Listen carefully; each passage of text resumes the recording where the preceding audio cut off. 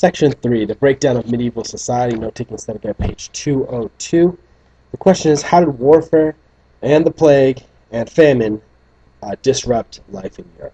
And we're going to basically see that medieval society, basically feudalism and mineralism, comes to an end, and there's three kind of basic causes of that. Okay, the first, we'll talk about the breakdown, famine and warfare. 2 centuries of prosperity ended by two things. There was a great famine all across Europe, and there was the 100 Years' War. So look at specifically the 100 Years' War. There was new weapons that changed it: longbows, guns, and cannons. And what this meant is that, knights are kind of obsolete when you have longbows, guns, and cannons. So there's Joan of Arc in the 100 Years' War. She was a French. She led the French soldiers against the English, and this inspired the French to actually eventually win that war, even though they lost most of the battles in the beginning. The results of this was that in the short term, France won the war. The long term was that they ended the feudal ways of fighting. It is no longer about knights, and if you're fighting, you're no longer relying on knights for warfare, then where does the lord-vassal relationship come in? And so there was a breakdown of the lord-vassal relationship because of that. And then there was a thing called the Black Death, okay, and this was a plague.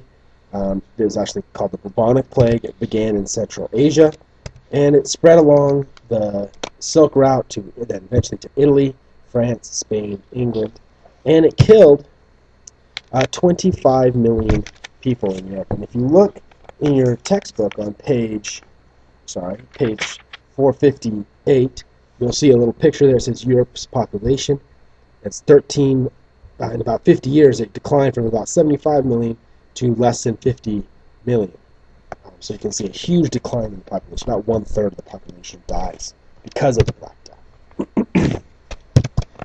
Okay, and then you have short-term effects of this is that all classes were affected.